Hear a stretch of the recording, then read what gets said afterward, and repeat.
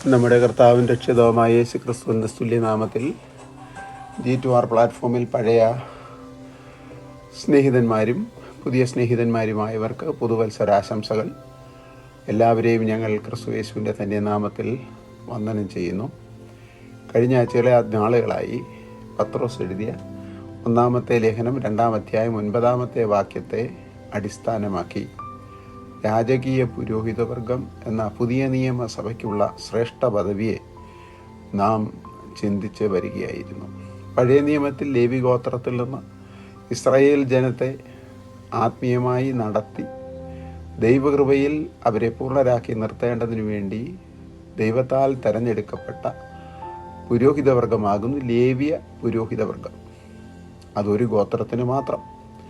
അവർ 12 ഗോത്രങ്ങളെയും അവരുടെ ഗോത്രത്തിൽ തന്നെ ശേഷിക്കുന്നവരെയും കർത്താവിന് വേണ്ടി ഒരുക്കുമ്പോൾ പുതിയ നിയമസഭയ്ക്ക് ദൈവം തന്നിരിക്കുന്ന രാജകീയ പുരോഹിതവർഗം ഒരു കുടുംബത്തിനോ ഒരു സഭയ്ക്കോ ഒരു ദേശത്തിനോ കുത്തകയായി കൊടുക്കാതെ ലോകത്തിൽ എവിടെയും ഉള്ള വിശ്വസിക്കുന്ന ഏവർക്കും ദൈവമക്കളാകുവാൻ അധികാരം കൊടുത്തു. അവരെല്ലാവരും ഈ രാജകീയ പുരോഹിതവർഗത്തിൻ്റെ അംഗങ്ങളാണ്.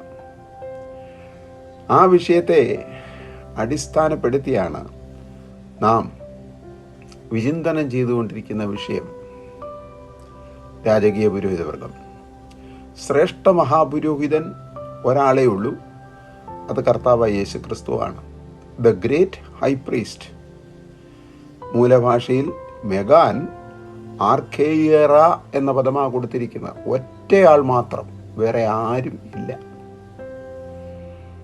വിഷയം ഇത്രമാത്രം വ്യക്തമായി രേഖപ്പെടുത്തപ്പെട്ടിരിക്കെ അതിൻ്റെ പല വിഷയങ്ങൾ നമ്മൾ കഴിഞ്ഞ 2-3 ക്ലാസ്സുകളിൽ ചിന്തിച്ചുകൊണ്ടിരിക്കുകയായിരുന്നു. രാജകീയ പുരോഹിതവർഗം എന്ന് സ്വയം വിശേഷിപ്പിക്കപ്പെടുന്നവരുടെ ഇടയിൽ എത്ര മനുഷ്യരുടെ ഇടയിൽ നിന്നും മരണം മൂലം മണ്ണിലേക്ക് ചേരുന്ന മോസ്റ്റ് റവറന്മാരുണ്ട്. സ്ത്രീയിൽ നിന്ന് ജനിച്ച വിശുദ്ധന്മാരാരെങ്കിലും ഉണ്ടോ? അഥവാ സ്ത്രീയിൽ നിന്ന് ജനിച്ച റവറന്റന്മാരും പരിശുദ്ധന്മാരും തിരുമേനിമാരും എക്സലൻസിമാരും ഹിസ് എക്സലൻസിമാരും മോസ്റ്റ് റവറന്റന്മാരും മോറാൻമാർമാർ അത്യുന്നത കർദിനാൾ, എന്തെല്ലാം പേരുകൾ. ബാവ തിരുമേനി. ബാവ എന്ന പദത്തിന് പിതാവെന്നും തിരുമേനി എന്ന് പറഞ്ഞാൽ പിതാവായി ദൈവശരീരം എന്നുമൊക്കെയല്ലേ അർത്ഥം. വാക്കുകളുടെ അർത്ഥം ഗ്രഹിച്ചിട്ടാണോ ഈ സ്ഥാനനാമങ്ങൾ എടുക്കുന്നത് എന്ന് ഒരു നിമിഷം ചിന്തിച്ച് നോക്കണം. ഈ സ്ഥാനനാമങ്ങൾ എടുക്കുന്നവരും ഇടുന്നവരും കൊടുക്കുന്നവരും ഈ വിഷയം സംബന്ധിച്ചൊന്ന് ചിന്തിക്കണം. അത് പട്ടത്വ സഭകളിൽ മാത്രമല്ല, റവറന്റന്മാരെന്ന പേരിട്ട് അറിയപ്പെടുവാനും വിളിക്കപ്പെടുവാനും അഡ്രസ്സ് എഴുതി പ്രചരിപ്പിക്കുവാനും താല്പര്യപ്പെടുന്ന പെന്തക്കോസ്തുകാർ വരെയുണ്ട്. പഴയ നിയമകൽപ്പനകളും പുതിയ നിയമകൽപ്പനകളും ഇപ്പോൾ തുടർച്ചയായി നാം ചിന്തിക്കുവാൻ പോകുകയാണ്. പുറപ്പാട് പുസ്തകം 20-ാം അധ്യായം 1 മുതൽ 17 വരെയുള്ള വാക്യങ്ങളിലും ആ 10 കൽപ്പനകളെ ആവർത്തിച്ച് ആവർത്തന പുസ്തകം 5-ാം അധ്യായം 7 മുതൽ 21 വരെയുള്ള വാക്യങ്ങളിലും നമുക്ക് കാണുവാൻ കഴിയുന്നു. ഈ അതിവിശിഷ്ടമായ കൽപ്പനകളെ അപഗ്രഥിച്ച് രത്നച്ചുരുക്കമായി ശ്രേഷ്ഠ മഹാപുരോഹിതൻ ആകുന്ന മെഗാൻ ആർക്കേയറ നമുക്ക് തന്നിരിക്കുന്ന അതിശ്രേഷ്ഠമായ കൽപ്പനയാണ്, ഞാൻ നിങ്ങളെ സ്നേഹിച്ചതുപോലെ നിങ്ങളും തമ്മിൽ സ്നേഹിക്കണം. യോഹന്നാൻ എഴുതിയ സുവിശേഷം 13:34. ഈ വാക്യങ്ങളിൽ നാം വായിക്കുന്ന പഴയ നിയമ പുസ്തകത്തിൽ കാണുന്ന 10 കൽപ്പനകളും പുതിയ നിയമത്തിൽ ദൈവപുത്രൻ നമുക്ക് നൽകിയിരിക്കുന്ന പുതിയ കൽപ്പനയും എ ന്യൂ കമാൻഡ്മെന്റ്. കൊടുത്തിരിക്കുന്ന പദം എ കായിനേൻ എൻറ്റോലേൻ എന്ന് പറഞ്ഞാൽ ഏത് പുതിയതും പഴകുമ്പോൾ പഴകിപ്പോകും, എന്നാൽ ദൈവം തന്നിരിക്കുന്ന ഈ കൽപ്പന എത്ര നൂറ്റാണ്ടുകൾ കഴിഞ്ഞാലും പഴകുന്നില്ല. അതുകൊണ്ടാണ് കൈനേൻ എൻറ്റോലേൻ എന്ന ഗ്രീക്ക് പദം കൊടുത്തിരിക്കുന്നത്. ഇത് പുതുതായിക്കൊണ്ടേയിരിക്കും. ഇതാ ഞാൻ സകലതും പുതുതാക്കുന്നു എന്ന് തിരുവചനത്തിൽ എഴുതിയിട്ടുണ്ടല്ലോ, വെളിപ്പാട് പുസ്തകത്തിൽ. അപ്പോൾ ഈ കൽപ്പനകൾ തമ്മിലുള്ള ഒരു താരതമ്യ പഠനം നടത്തുന്ന പരിശ്രമത്തിൽ മോശെ കൊടുത്ത 10 കൽപ്പനകളിൽ ആദ്യമുള്ള 2 കൽപ്പനകളും നമുക്ക് നൽകിയിരിക്കുന്ന പുതിയ നിയമവും ആ കൽപ്പനകളും തമ്മിൽ താരതമ്യം ചെയ്താണല്ലോ നാം പഠിക്കുന്നത്. ഈ വിധത്തിൽ ശേഷിക്കുന്ന 8 കൽപ്പനകളും, നമ്മൾ 2 കൽപ്പനകൾ നേരത്തെ കണ്ടു കഴിഞ്ഞു. ഞാനല്ലാതെ അന്യ ദൈവം നിങ്ങൾക്കുണ്ടാകരുത്, മേലെ ആകാശത്തിലോ കീഴെ ഭൂമിയിലോ ഉള്ള യാതൊന്നിൻ്റെയും പ്രതിമ നിങ്ങൾ ഉണ്ടാക്കി നമസ്കരിക്കരുത്. ഇപ്പോൾ ബാക്കി ശേഷിക്കുന്ന 8 കൽപ്പനകൾ പുറപ്പാട് പുസ്തകം 20-ാം അധ്യായം 1 മുതൽ 17, ആവർത്തന പുസ്തകം 5-ാം അധ്യായം 7 മുതൽ 21 വരെയുള്ള വാക്യങ്ങളിലും കാണുന്ന 8 കൽപ്പനകൾ കൃത്യമായി ആചരിപ്പാൻ ഈ ലോകത്തിൽ ഇന്ന് കാണുന്ന കേൾക്കുകയും ചെയ്യുന്ന സകല മനുഷ്യരോടും വിശേഷാൽ രാജകീയ പുരോഹിതവർഗത്തോട് ദൈവം കൽപ്പിക്കുന്നു. ഈ കൽപ്പനകൾ ഒരേ വിധത്തിൽ ചേർത്ത് കോർത്തിണക്കി ആചരിച്ചാൽ ഇന്ന് ലോകത്തിൽ കാണുന്ന യാതൊരുവിധ പ്രശ്നങ്ങളും കാണുകയില്ല എന്നുള്ളതിന് ഇരുപക്ഷം ഇല്ല. ആകയാൽ അതുകൂടി എങ്ങനെയാകുന്നു ആചരിക്കേണ്ടതെന്നും ഇന്നത്തെ പ്രശ്നങ്ങൾക്ക് പരിഹാരം എങ്ങനെയാണ് കാണുവാൻ കഴിയുന്നതെന്നും നമുക്ക് നോക്കാം. ആ കൽപ്പനകൾ ഓർത്ത് ആചരിച്ച് നടന്നാൽ ആത്മീയമായോ ഭൗതികമായോ സാമൂഹികമായോ മാനസികമായോ ദൃശ്യമായോ അദൃശ്യമായോ യാതൊരുവിധ പ്രശ്നങ്ങളും മനുഷ്യരുടെ ഇടയിൽ കാണുകയില്ല. 3-ാമത്തെ കൽപ്പനയിലേക്ക് വരുമ്പോൾ, ന്യായപ്രമാണത്തിലെ 3-ാമത്തെ കൽപ്പന പുറപ്പാട് പുസ്തകം 20-ാം അധ്യായം 7-ലും ആവർത്തന പുസ്തകം 5-ാം അധ്യായം 11-ാമത്തെ വാക്യത്തിലും ആണ് നാം കാണുന്നത്. നിന്റെ ദൈവമായ യഹോവയുടെ നാമം വൃഥാ എടുക്കരുത്. ഇത് ദൈവകൽപ്പനയല്ലേ? ദൈവത്തെയും ദൈവകൽപ്പനയെയും നിർവ്യാജമായും നിസ്തുലമായും സ്നേഹിക്കുന്ന ഒരുവൻ 3-ാമത്തെ കൽപ്പനയാകുന്ന യഹോവയുടെ നാമം ഒരു കാരണവശാലും ഒരു സ്ഥലത്തും ഏത് ലാഭത്തിനും വേണ്ടി വെറുതെ എടുക്കയില്ല എന്നതിന് മറുപക്ഷം ഇല്ല.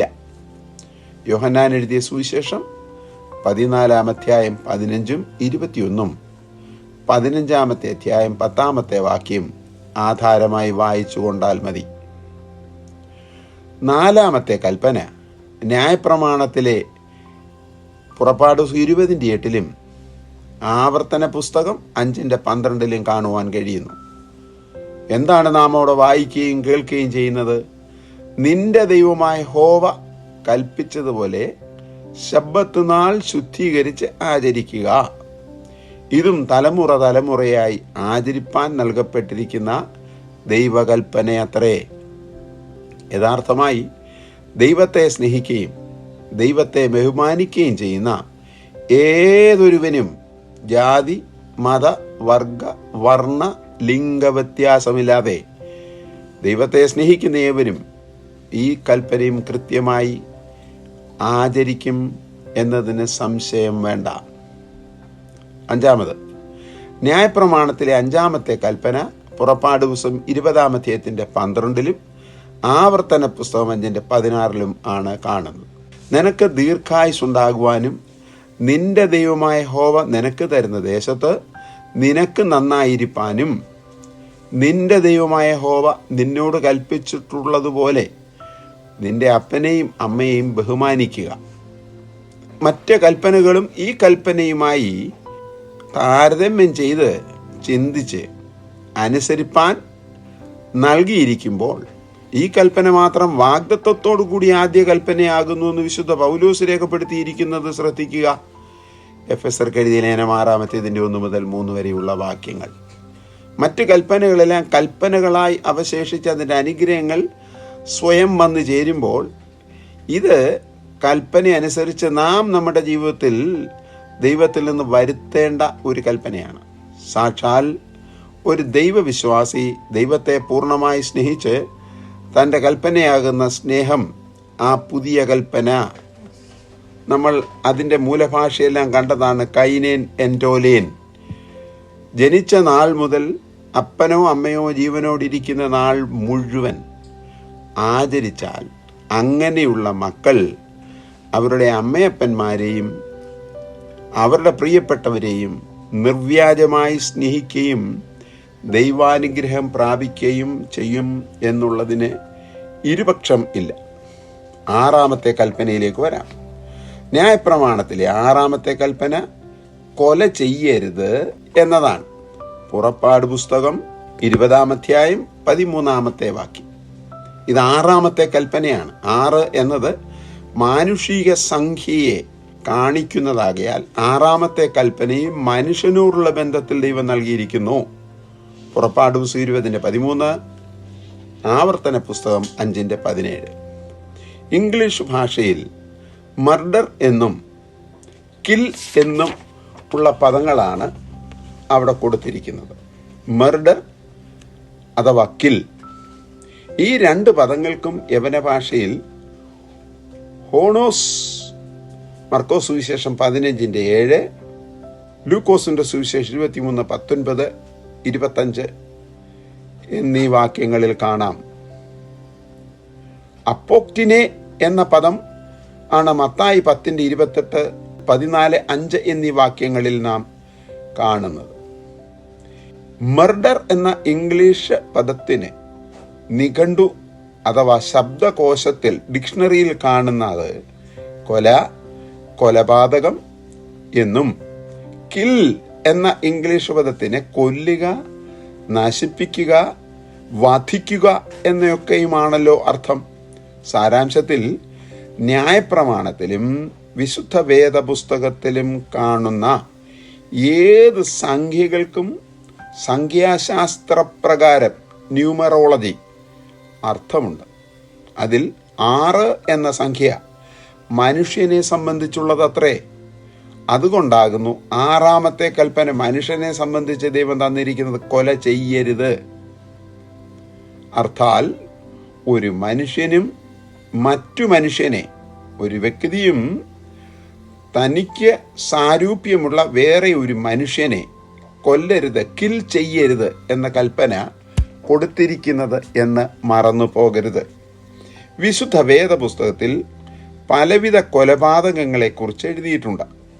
അവ ശ്വാസം മുട്ടിച്ചു കൊല്ലുക, വിഷം കൊടുത്ത് കൊല്ലുക, ചതിച്ച് കൊല്ലുക, ആയുധം ഉപയോഗിച്ചു കൊല്ലുക, വാൾ കൊണ്ട് വെട്ടിക്കൊല്ലുക, കത്തി കൊണ്ട് കുത്തിക്കൊല്ലുക, അടിച്ചും ഇടിച്ചും ശരീരത്തിൽ ക്ഷതം വരുത്തിയും എരുതിയിൽ എറിഞ്ഞും ക്രൂശിച്ചും വെള്ളത്തിൽ കെട്ടി താഴ്ത്തിയും മുക്കിയും പട്ടിണിയിട്ടും ചതിച്ചും വിഷപ്പുക ശ്വസിപ്പിച്ചും കൊല്ലുവാൻ വിധിക്കപ്പെടുന്ന കൊല നിയമങ്ങൾ ലോകത്തിൽ ഉണ്ടല്ലോ. വാഹനമിടിപ്പിച്ചും കൊല ചെയ്യുന്നുണ്ട്, പ്രതികാരം നടത്തുന്നുണ്ട്. അബദ്ധവശാലും മനഃപൂർവമായും മുൻവൈരാഗ്യം കൊണ്ടും കരുതിക്കൂട്ടിയും മറ്റ് ഏതെങ്കിലും ഒരു വിധത്തിലും ഈ ദുഷ്കർമ്മം നടത്തുന്നവരുടെ കൊലയുടെ വിധം, ലക്ഷ്യം എന്തുമാകട്ടെ, ഈ നീചകൃത്യം ചെയ്യരുത് എന്നുള്ള കർക്കശമായ നിയമമത്രേ ന്യായപ്രമാണത്തിലെ 10 കൽപ്പനകളിൽ 6ാമത്തെ കൽപ്പന. അക്ഷരികമായി ഒരുവന്റെ ജീവനെ അവന്റെ ശരീരത്തിൽ നിന്നും വേർപെടുത്തി കൊലപാതകം നടത്തുന്നത് തന്നെ ഈ കൽപ്പനയുടെ സാരാംശം. ഇതിൽ ആത്മീയ കൊലപാതകമുണ്ട്, അക്ഷരീയ കൊലപാതകവുമുണ്ട്. ആത്മീയ കൊലപാതകം നടത്തി പലരും സംതൃപ്തി അടയുന്നവർ ഇന്നത്തെ ആത്മീയ ലോകത്തിലും സഭാതലത്തിലും ഉണ്ടെന്നുള്ള നഗ്ന സത്യം നാം ആരും വിസ്മരിച്ചുകൂടാ. അതിനുള്ള ഉദാഹരണം കാണുക. എന്നാൽ അവർ വരുവീൻ നമുക്ക് യിരെമ്യാവിൻ്റെ നേരെ ഉപായങ്ങളെ ചിന്തിക്കാം. അതിനുള്ള ഉപായങ്ങൾ അഭിഷേകം നഷ്ടപ്പെടുത്തിയ പുരോഹിതന്മാരുടെ പക്കലും അതിനുപോൽബലമായി ആലോചന കൊടുക്കുന്ന പ്രവാചകന്മാരിലും ഉണ്ടെന്നുള്ളത് മറന്നു പോകരുത്. ജ്ഞാനികളുടെ പക്കലും ഇതുണ്ട്. അവരുടെ സംഘത്തിൽപ്പെടുന്ന കള്ളപ്രവാചകന്മാരുടെ പക്കലും ഇന്നും എന്നും ആത്മീയ കൊലപാതക പ്രക്രിയകൾ നടക്കുന്നുണ്ട്. ഇവർ മുകളിൽ കണ്ട എല്ലാ കൂട്ടരും അണിചേർന്ന് ഒരു മനസ്സോടെ നിശ്ചയിക്കുന്ന വിഷയം എന്താണ്? വരുവീൻ, നാം യിരെമ്യാവിനെ വാക്കുകൊണ്ട് കൊന്നുകളക. Come, let us devise against Jeremiah, let us smite him with a tongue. അവൻ്റെ വാക്ക് ഒന്നും നാം ശ്രദ്ധിക്കരുത്. ആരുടെ? യിരെമ്യാവിൻ്റെ വാക്കുകൾ. 18-ാം അധ്യായം 18-ാമത്തെ വാക്യത്തിൽ.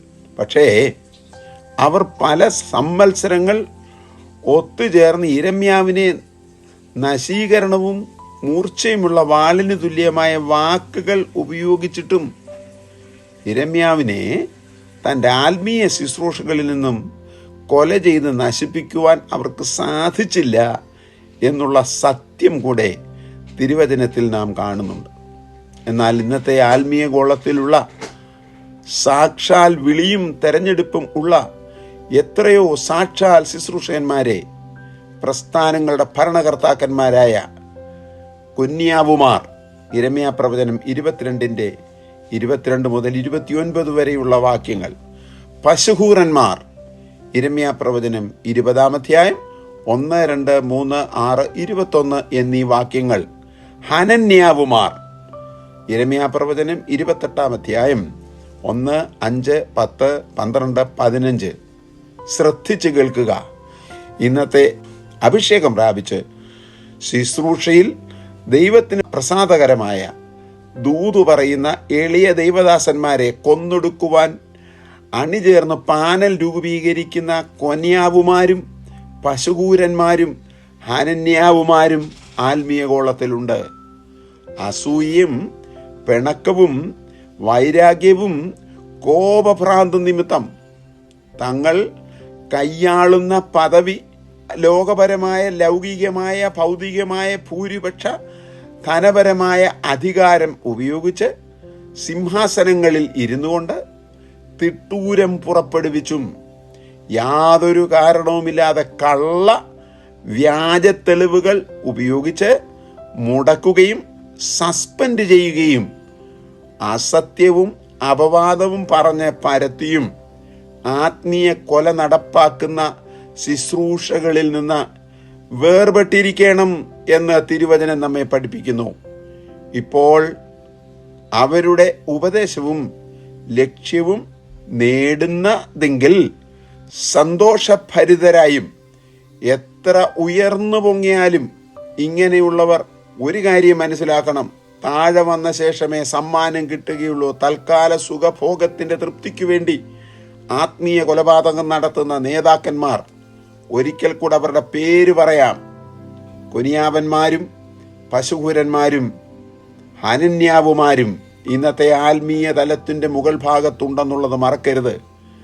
അതുകൊണ്ട് സൂക്ഷിക്കുക.